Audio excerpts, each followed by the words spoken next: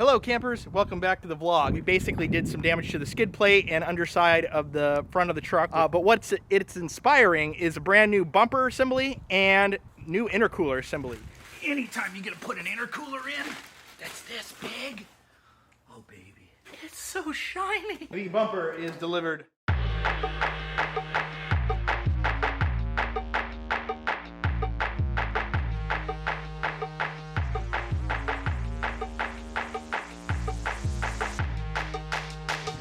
Welcome back to the Emporium of Oddities and Miscellaneous Things. We are here to finish the installation of the intercooler in the Raptor, as well as install the new bumper. So the bumper came in ahead of schedule. It is the SVC Mojave bumper, sent to me through Offroad Alliance, which was awesome to work with them and their help for this build out.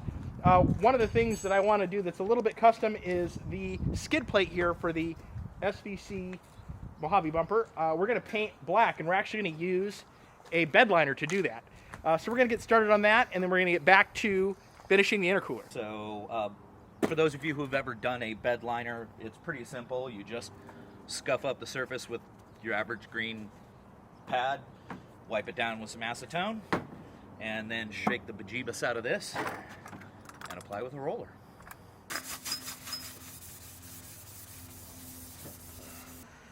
So, like I said in my earlier instructions, don't shake it, by the way, because I obviously, wasn't reading where it says don't shake.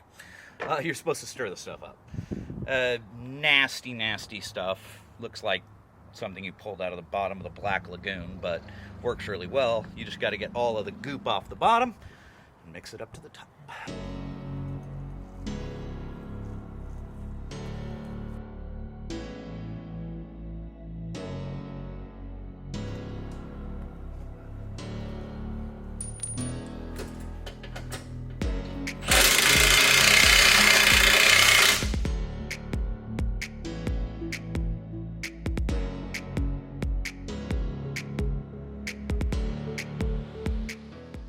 One of the various front bumpers and things, they're a little different. So, not sure how ADD does theirs. One or two of the companies actually leave this winglet for the body mount intact. SVC, however, we have to cut this out because they bolt through a bolt hole right behind it. So, the first measurement, and the only one that's kind of very well marked, is that we have to cut out that.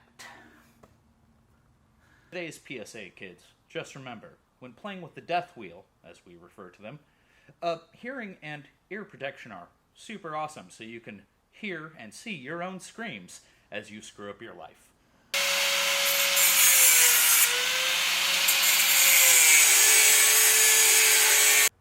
Okay, so the next measurement that I've been able to make off of the SVC bumper, and we're installing the Mojave bumper, but apparently the Baja bumper and pretty much all of their cut bumpers are the same.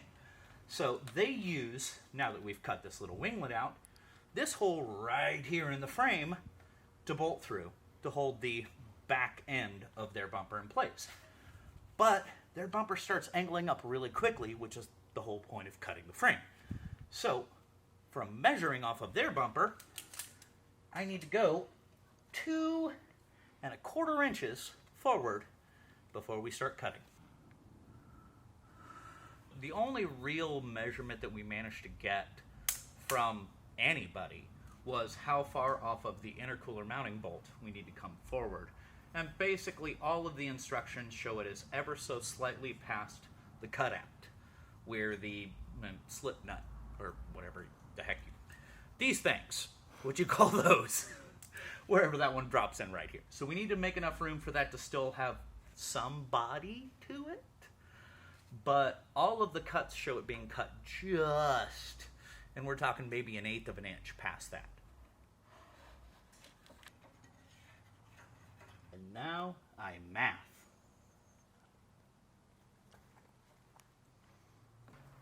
After lots of math and smoke pouring out of my ears from trying to do it, we've come up with what I see as 33 degrees. So, again, don't take this as gospel, but at least we're giving you measurements. From A to B, 33 degrees.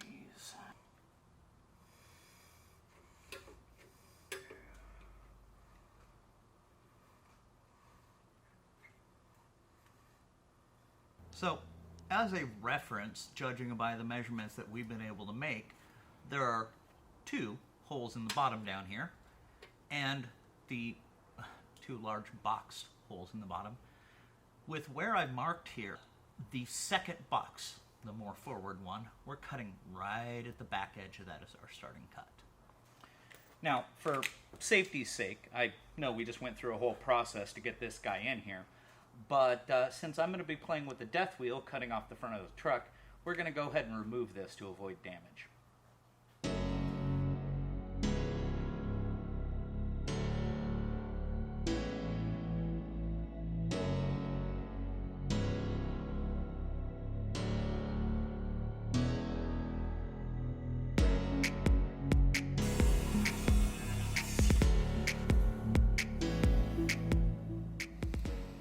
Some of you might note we have 2 giant holes right here, and then there are 2 bolts that go through sideways. These giant holes are obviously for these 2 large bolts here that they line up with. That holds your steering rack in place. So just a suggestion, put a floor jack under it or a couple of jack stands so that you've got it supported, because as soon as you undo these 2 bolts right there and there, it's gonna fall. So, steering rack bolts. Wow. Ford likes Loctite. I'm just going to say that. As a note, they're 2 different sizes. Driver's side, monstrous, uses a 21 millimeter head. This wasn't horrendous to get out. But you'll note the passenger side, God, that's still hot, is a 24 millimeter head. It's a little bit shorter. And I had to change batteries and tactics, and it took about 5 minutes with this gun to get out. This gun is allegedly rated at 1,400 foot-pounds. This is the most powerful gun I have in the shop. Good luck, guys. Okay, so the bumper's held in by 2 different sets of bolts, like I said. The 2 long bolts that go through, and 2 cross bolts that go through the frame. They come like this, with, you know, giant nut, giant washer, some spacers, and a little tube that goes through the middle.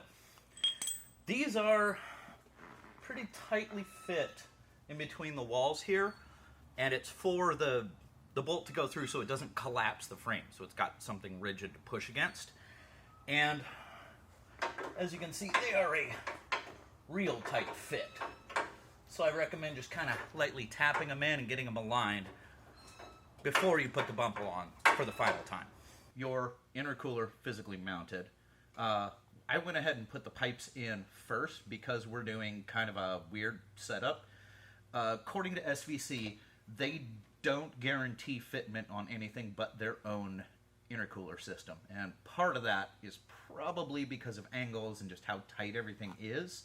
Obviously, we're using the full race intercooler, and we've got the bumper all in now. Skid plate is right over there, but just tightening up all of my hose clamps, and one of the big concerns we had was with the factory EBOV.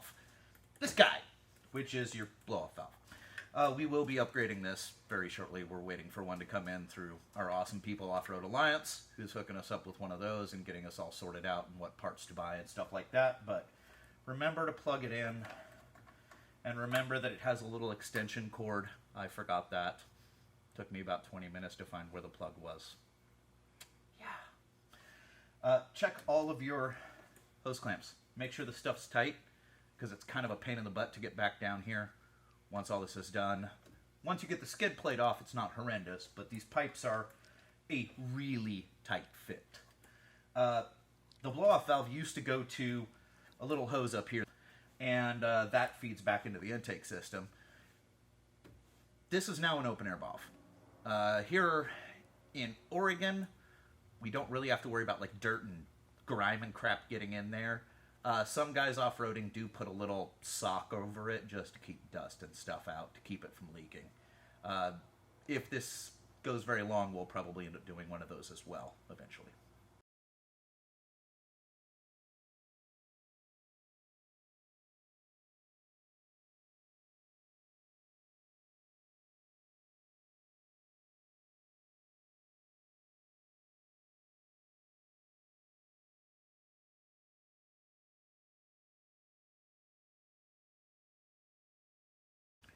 Now, like we talked about in the beginning of the video, we did rhino line this thing because we didn't like the look of the raw aluminum on the outside. But SVC was pretty smart. They included these little slip-on nuts. So all you have to do is swing the guy up in place and insert your hardware. And anytime you want to take it off, you don't have to worry about a nut on the backside coming loose.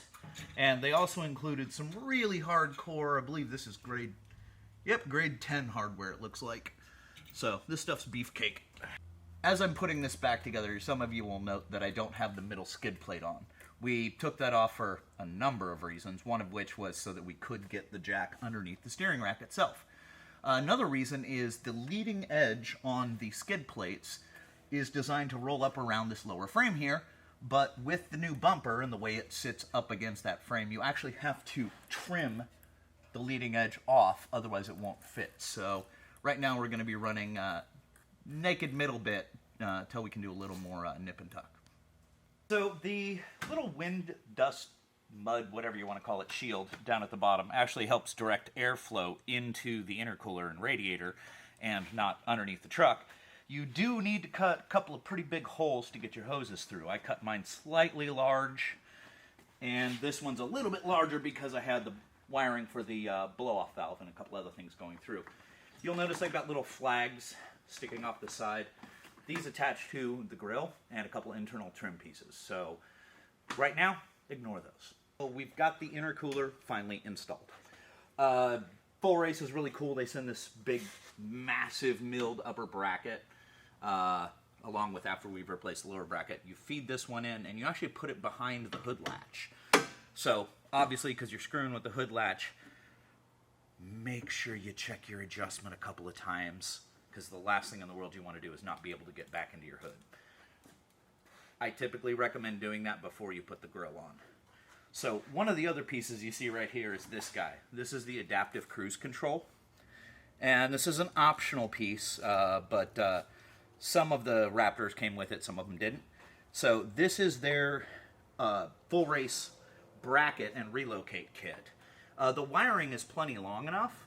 It actually runs from right here next to the passenger headlight all the way up and around. What they recommend is that you run it along behind the intercooler, and I ran ours along where your transmission cooler is, which is what this brackety guy is here.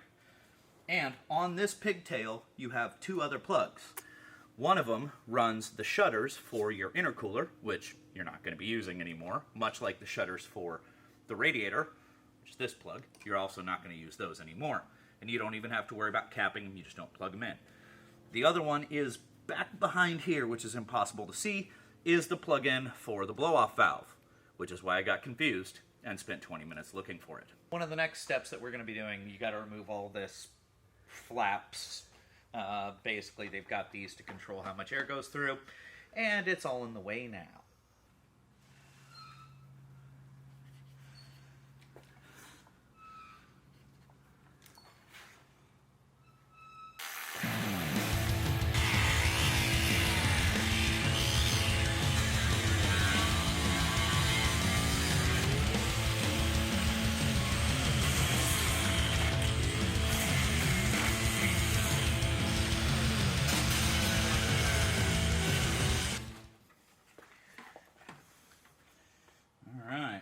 See if we can get this thing back together in one piece. Come on, little buddy. Hey, little buddy. Here we go. All right. There we go. Much better. Come on. Come on.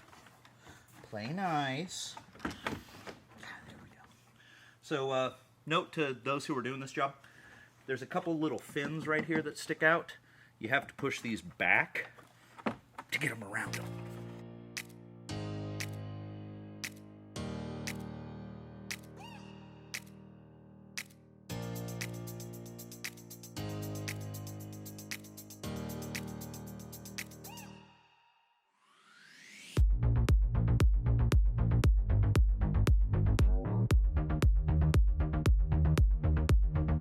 Okay, we've completed installation of the full race intercooler and Mojave bumper from SVC on the Raptor. Big shout out again to Offroad Alliance for helping me with these parts.